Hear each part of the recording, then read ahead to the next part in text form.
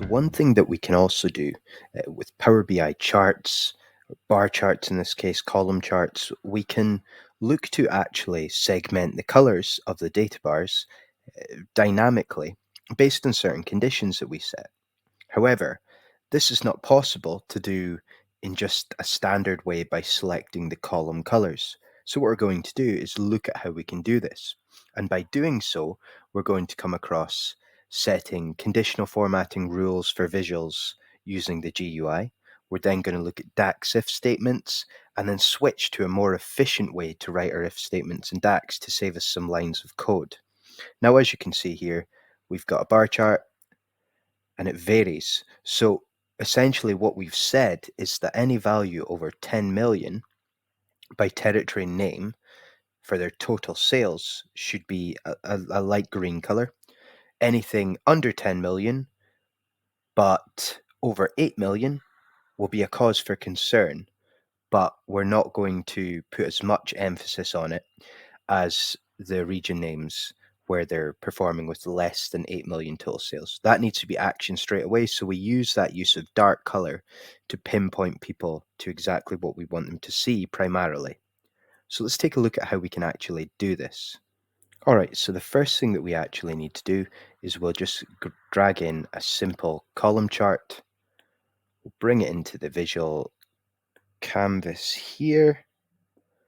Make it not too large, we'll just make it however you like, however you want to best view the information. There we go. We'll just place it there. And what we'll do is we'll go to sales territory because we want the territory name to form our x-axis. We'll drag that in, that being the horizontal axis. And as we said, the y-axis, we want to view the total sales. So this total sales measure, very handy because it's very repeatable and it's a really common thing that people want to understand. So total sales, and we have it by region, which is perfect. Now, the issue here is that although we get a clear distinction, we see a trend.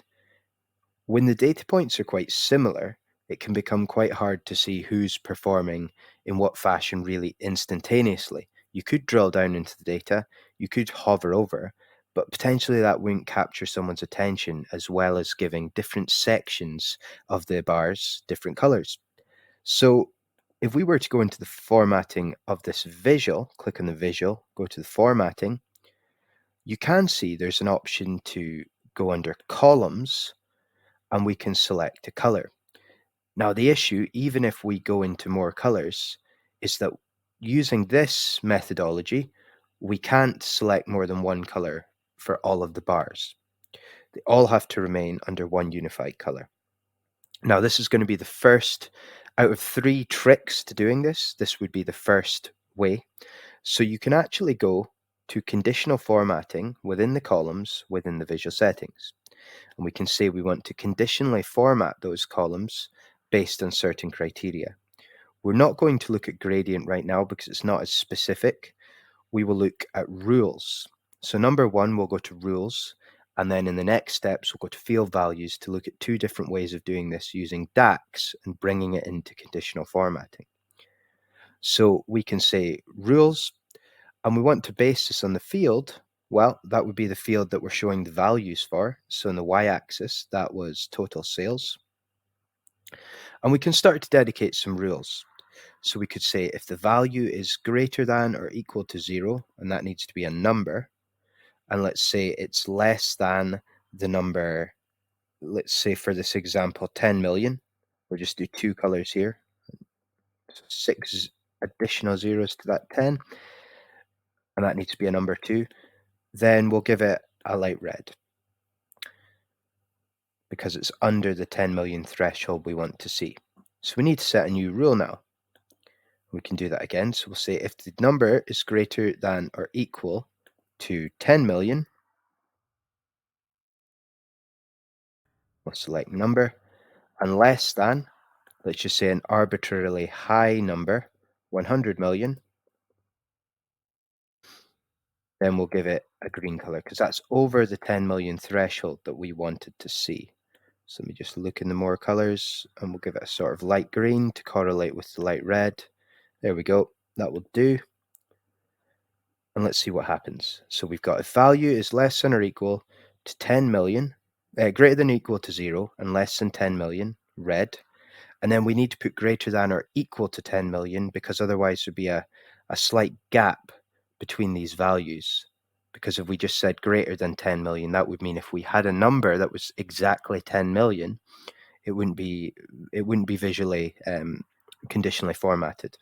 So if it's greater than or equal to 10 million and less than 100 million, then we'll put the color green. So let's see what happens when we accept that rule. And there we go. That now let's verify or validate that what we actually did was correct. So Southwest leads with 27 million, and we see a downward trend to Australia, the last of the green values, which we would assume is over 10 million, with total sales of 11 million. And correctly, anything under that 10, the next value we have is 8,913,000, is identified in red. So that is quite a good way to do it. But the issue is, if we want to consistently use these rules over many visuals, it's not very good, but in the way that we can't reuse certain elements. It doesn't have a good reusability, and that's what we want when we create measures. We're aiming to, use them as much as possible, save some of the work that we need to do. So what we can do is click on the visual again. We'll go into the format your visual, into columns, and now we're just going to remove any conditional formatting. So we've got our visual that's illustrated and formatted by just standard colors. So what we need to do now to get that view of the different sort of total sales ranges in the columns or bars by different colors, we need to go ahead and create a DAX measure. Now the first one we're going to look at, I'll just load up, click on the measures table, a new measure is going to be nested if statements, because they're familiar. We've done them before. And then we'll move on to another type of DAX measure using the switch function, which makes it all just that bit more efficient. But I'm going to name this sales chart formatting. And I will take a new line with Shift and Enter, and I will open up my first if statement. So we need a logical test, as it says in the formula guide there. So that will be total sales, because that's what we're measuring the y-axis by, and that is the field present that we want to base our colors on. So if total sales is greater than 0, we'll say for an AND condition to extend this logical test, we need to use the double ampersand, and total sales is less than 8 million. We're actually going to introduce 3 colors here, and I'll explain why in just a second. Then we need double quotation marks because we're supplying the result of true, and that is simply a hex value. So we can insert D64500. That will be a dark red color. You also need to include a hashtag or a pound sign when you add in that color hex value. And if you want to find the hex value, it's simple. You can select any color in any visual formatting. And when you click onto more colors, you will see the color you've selected with its associated hex value and RGB value. So what we can do here, we need a comma because we're going into the next if statement, but we will also code, we'll just say, add some comment, we'll say dark red for poor performers. Or we could, dark red for poor performers, because it gives us that ability when we go back, need to modify this later, we're collaborating. It lets us know the actual objective we're trying to achieve instead of just writing dark red, because that's what the color is. We'll write dark red, display the color, and give that extra context, which is really useful. Now, in the formula, when we were typing this out, you'll notice that it said result if false. So the next line of if statement is technically a false result. That's why it's nested, because we're asking it to evaluate each line, And if it doesn't meet that criteria, where it's greater than 0 or less than 8 million, it moves on and checks if it can evaluate the criteria in our next line, which will basically say, hey, look at these columns. If they're under 10 million and greater than equal to 8 million, do this. And that will be the color that we supply. So let's go ahead and create a new line. And we will say if, just shift and enter to get that new line with the indentation. And it just tabs in or indents in, which is fine because it's a nested statement. So it makes it a bit easier to read.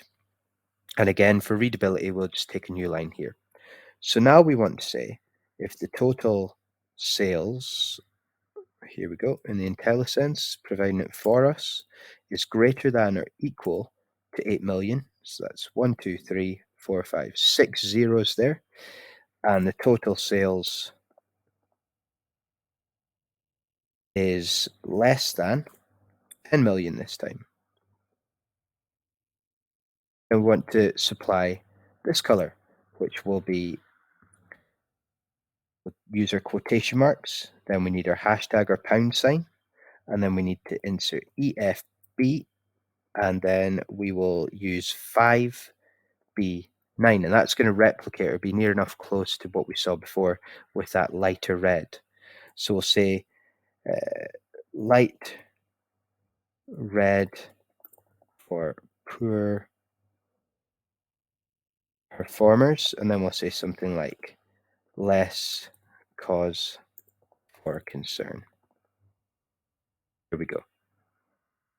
That helps us there as well. And now we can go into our last condition. We do need to insert a comma here because we want to evaluate one more if false line. So we will, again, shift and enter to open with that tab.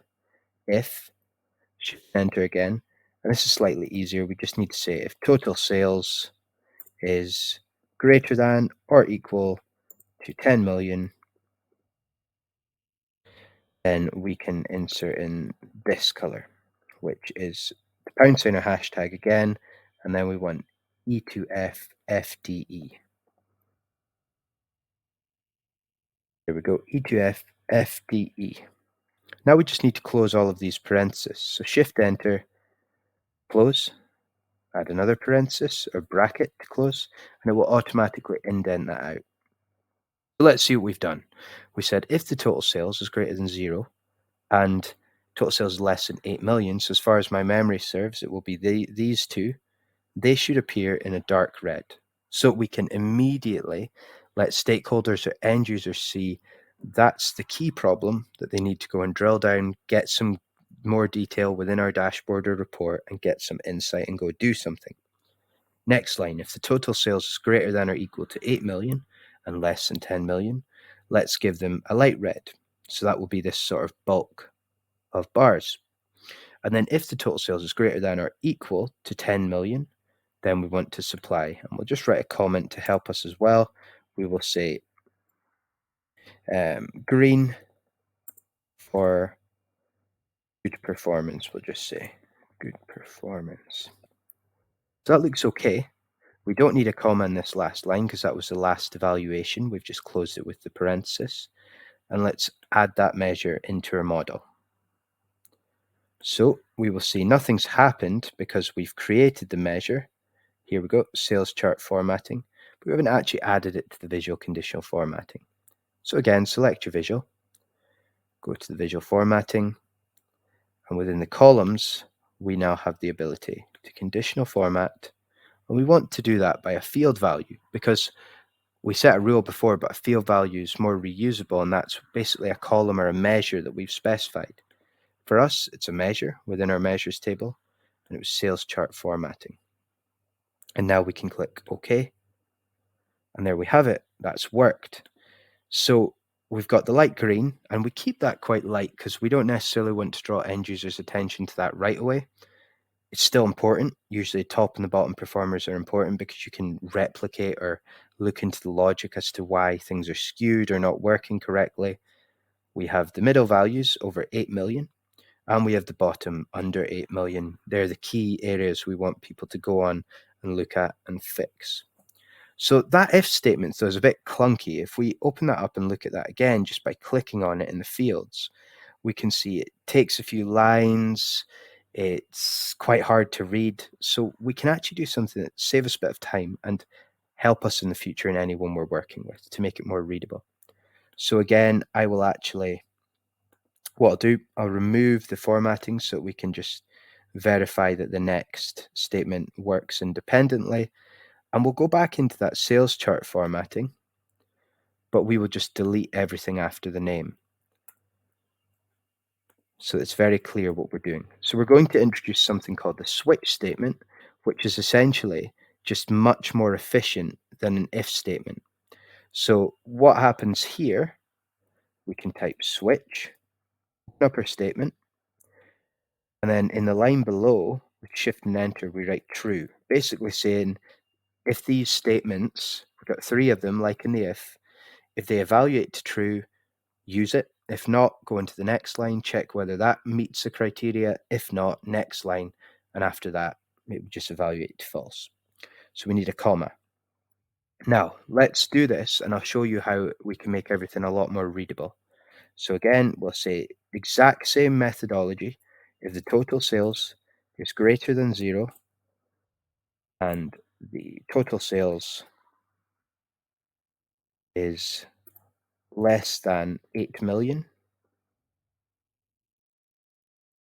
there we can insert this color represented by the pound key and D64 500. D64 500. Again, we'll write our code. We'll just say dark red color for worst performers. Here we go. And again, we'll need a comma to go into the next line, the next evaluation in our switch statement. Then we'll say if the total sales is greater than or equal to that 8 million, basically the middle chunk of regions, 8 million there. And we'll say, and the total sales is less than 10 million.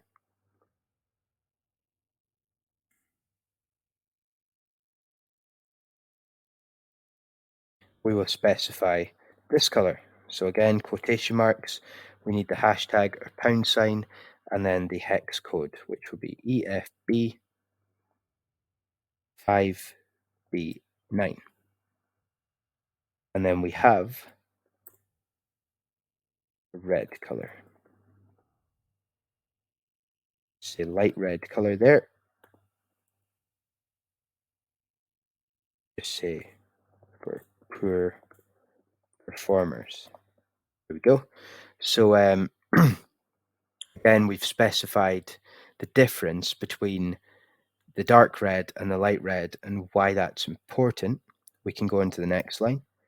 This one's a bit easier, a bit less intensive, because we just need to say if the total sales is greater than or equal to 10 million, we'll specify the color E2F FDE.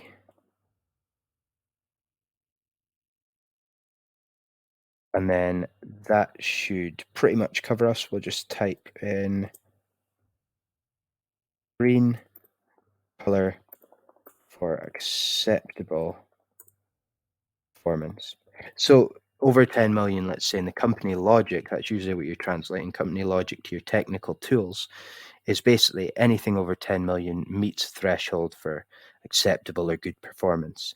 Anything under that is bad performance, but anything under 8 million has been defined as worst performers. So there's a few reasons the commenting help as well. If you go in with stakeholders and they want to understand why certain things are certain colors, you can say, wow, this aligns to the business logic that you provided me. But people should be pretty aware of what that means. And by adding color to the visual, it makes it a lot more universal.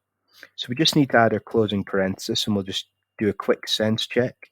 We've said switch, and if it evaluates to true, we want to assess this first line.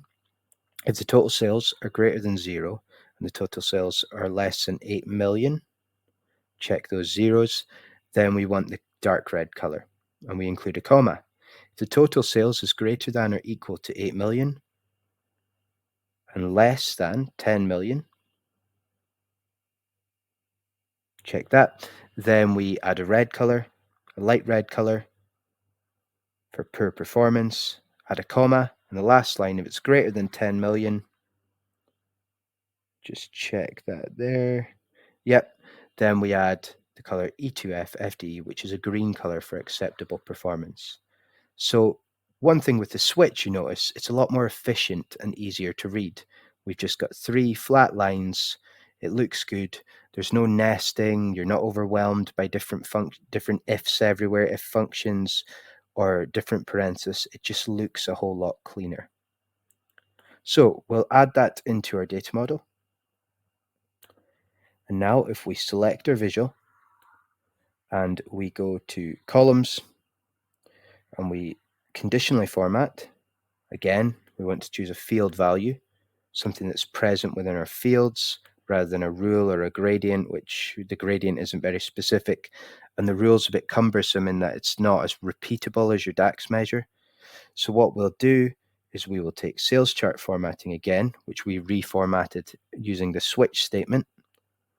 We'll click OK, and we'll see that everything seems to work except for the top value. So we will go ahead and just make sure that we configured that correctly. Sometimes this happens, so we've got to go back and look into this. So we can simply load up the formula bar again, and we can see where we went wrong. We have 10 million here. Let's just check that we've got the figures correct. And we've got total sales equal to, well, you'll see that the issue actually here, my mistake, is that we didn't include the pound sign. So the items won't evaluate correctly the colors if we don't include the pound sign. So we've went ahead and corrected that. Now let's see if that works. Click the tick. And there we go. We've successfully conditionally formatted everything. Important to see again, I guess that error, I'll leave that in because it's important to see that we need to pay close attention into the syntax, include the pound or hashtag. And now we've got something that's repeatable. If we look at the sales chart, it's nice and clean, easy to follow, easy to comment. And we've got something quite powerful that we could, resize and add into our dashboard very easily. Could be a sort of high level metric that we include around here. We could work with that, and it gives people a really good insight into how they can drill down, make a call to action, and view some of their key metrics in an easy to read format.